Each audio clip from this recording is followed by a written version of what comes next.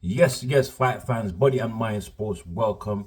You are fully appreciated if you are here for another session of boxing talk, my people. And in this round, my guys, this round, my people, I'm just here to cover a story. The story here, I've already made a video for. However, I'm going through the video. I noticed I made one or two very minor mistakes. Basically misinformation, really, and other than that, I didn't really like my approach on that video in terms of how I really spoke about Michael, what's his name again? Michael Eifert. Yeah. So here I am again. I've deleted that video and I'm redoing it, my guys. So fully appreciate you if you're patient enough to forget about the last video and just take it from here, my guys. So yeah, I'm sure you guys have heard the news already, and if you haven't, well, here it is, my guys. As we know, Atur Beterbiev and Dimitri Bivol fought this past weekend, the 12th of October, my guys, to a very close majority decision ruling for Atur Beterbiev, walking away with all 4 titles, my guys, to become the undisputed champion in the light heavyweight division. The very first to do it since Roy Jones Jr. And that was 2 decades ago, my people, 2 decades ago. However, Atur Beterbiev's reign, his undisputed reign, it seems, they wouldn't allow it to him to enjoy that reign for so long, as the IBF, my guys, the IBF has now threatened to of course strip him of his title, strip him of his IBF title. The IBF committee has decided on this, and this has come into effect because Atur Beterbiev and Dimitri Bivol have because of the fight being a very close fight, one judge scoring it a draw 14-14, we had another scoring it 115 113, so just a difference in one round, my guys, and then a third judge scoring it 116 112, something that caused major outrage in the boxing world, although it was just separated by 2 rounds between the 2 fighters. But that goes to show you, well, how close the fight really was, and deserving of a rematch, my people. Not only that, but everybody's on board. The fighters have agreed to the fight. They want to fight one another again. So Dimitri Bivol, or Atur Beterbiev versus Dimitri Bivol 2. And then Turki Al Sheikh, the broker of the fight, is fully on board, my guys. And then we have the boxing fans, of course, most importantly, who bring money into the sports, really. So yeah, they are fully on board, and everybody's calling for the rematch. So not only is everybody think that they need to fight for a clear decision to be made, my guys, to have a total clear winner where there's no controversy. But aside from that, this fight here is heavily appealing, my guys. Possibly one of the biggest fights of this year, my people. But however, though, the tricky bit comes where the IBF, of course, have said that if Atur Beterbiev dares to step in the ring with his titles to have a rematch with Bivol, well, he stands to be stripped, my guys. And this came just 5 days after Atur Beterbiev's reign. So he's only been reigning as undisputed for 5 days, my guys, since October the 12th. I doubt if his pains and aches that he's received from that fight have even hailed for the IBF to be disturbing him with such unnecessary news that he has to face his mandatory in Michael Eifert first before he should even consider a rematch with Dimitri Bivol. And one thing strange though, this decision by the IBF came just one day, my guys, one day after Dimitri Bivol's team and of course their lawyers put forward a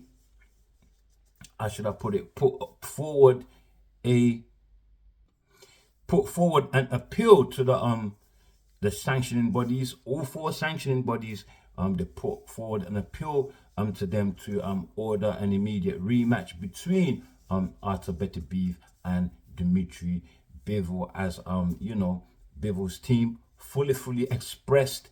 We have his manager Konilov, his promoter Eddie Hearn.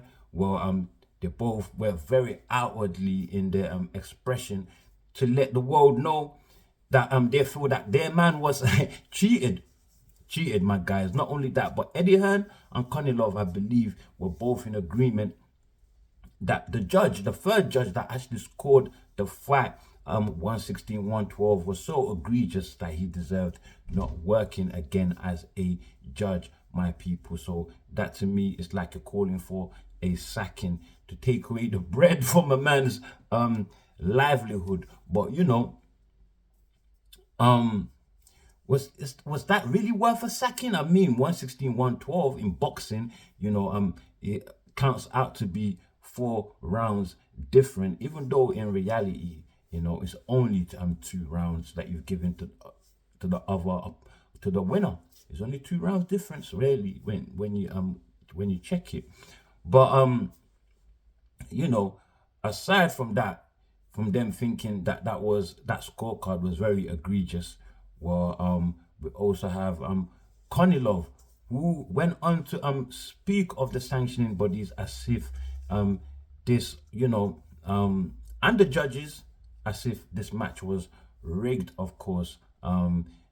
Konilov went ahead to say that the sanctioning bodies, my people, the sanctioning bodies have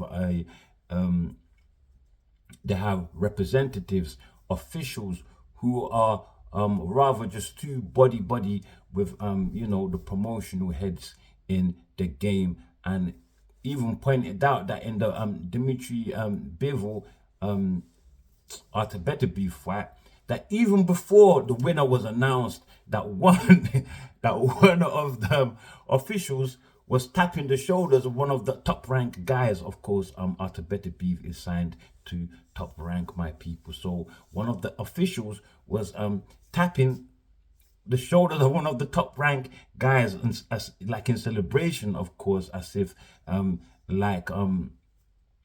tell them that you guys have won, even though the scores have not been read out. And Konilov found that to be very fishy, of course. So did I find it fishy? It is unprofessional, my people, to tell you the truth. But I can understand where his suspicion is arising from, but at the same time, you really don't have any proof, my guys. And when you see such a thing, maybe it's better off to just make your own investigations first as to find out where the truth really lies. But in this case, Konilov spoke outwardly to the world to let them know that he feels that there might be some corruption going on. And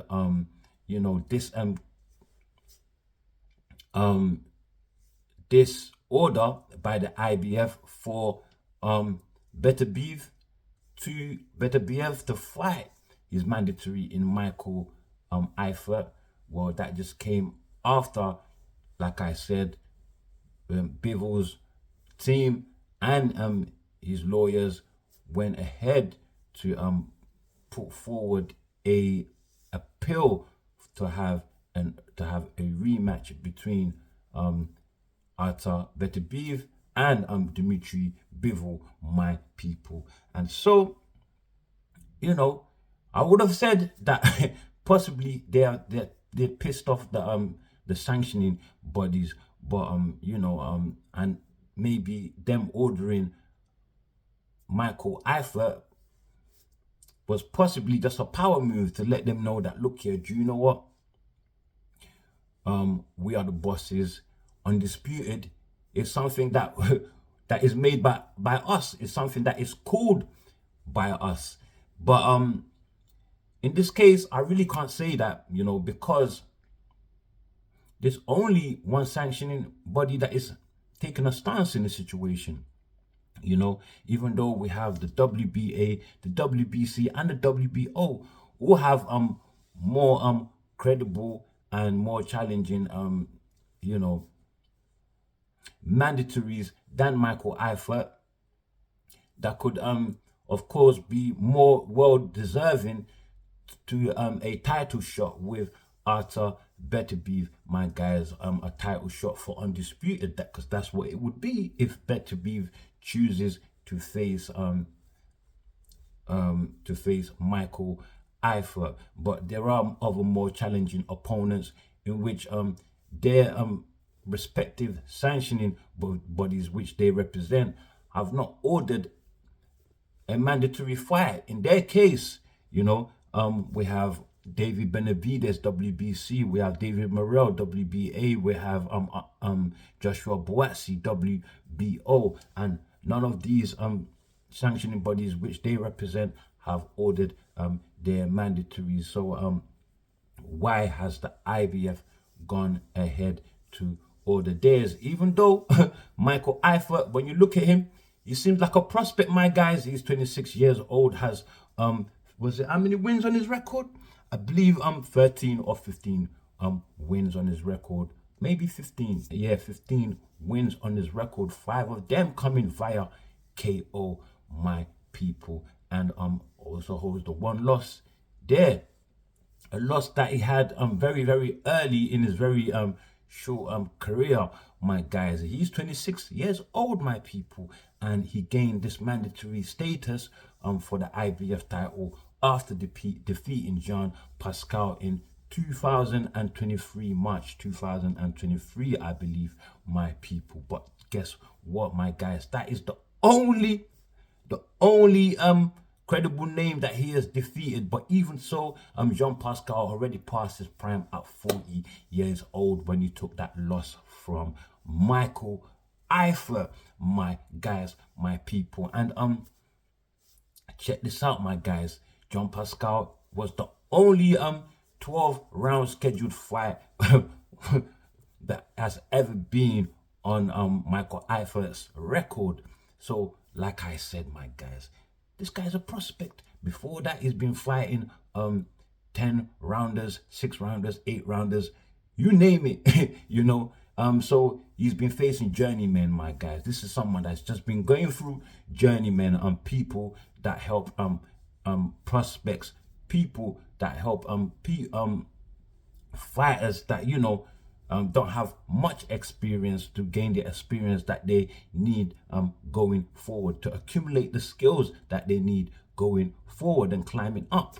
But yeah, Michael Eifert, it seems, after beating a 40-year-old Jean Pascal in his only 12 round scheduled fight, seems that the IBF thought that he was deserving of a mandatory status, my guy. And so, like I said, they've ordered Michael Eifert versus Atur Beterbiev. And it's very, very unlikely that the IBF will step aside from their stance, because they're very, very notorious, known for this. They did this to Usyk, my people, most recently, and they also did it to Terence Bud Crawford, my guys, when he got his undisputed status. They did it to Saul Canelo Alvarez. However, with Saul Canelo Alvarez, I cannot complain much about the in fact, I don't complain at all about sanctioning bodies making sure that their champions face their mandatories. I mean, you need to have some order in this thing. But in the case of Saul Canelo Alvarez, though, first of all, I want to say it's not across the board for every fighter, though, because in the case of Saul Canelo Alvarez, they let him sit on his mandatory for more than 2 years, my guys, more than 2 years. Whereas with Terence Bud Crawford, it was within a matter of weeks or so, or months, not years anyway. And then with Usyk, it was just 2 weeks or so, yeah.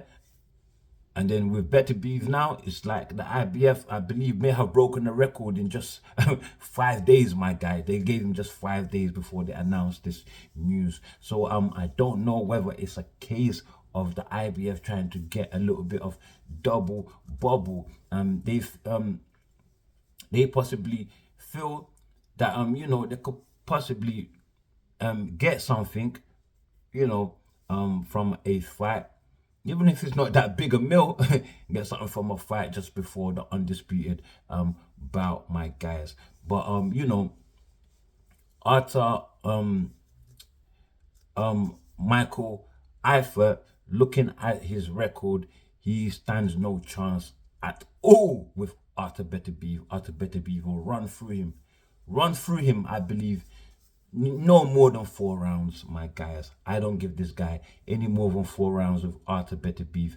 There again, showing just how not deserving he is of this status. And I believe the IBF would have done much better if they had actually waited for Artur Beterbiev to defend his you know, his undisputed status in a rematch with Dimitri Bivol, something that we are all calling for, my guys. And for the meantime, Michael Eifert, let's see whether he's truly deserving of that position by, of course, defending his mandatory status, my guys. I mean, there are other fighters in the division that are possibly more skilled than him and have way more experience, for more credible challenging fighters that are more deserving of this. So yeah, that's just the way I see it, my guys, my people. But Michael Eifert though,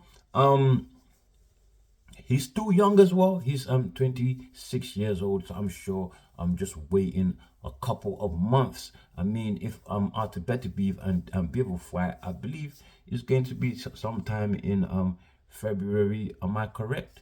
But it's gonna be sometime in the early months of 2025 anyway. So Michael Eifert, it's not like he's gonna get old overnight at 26 years old.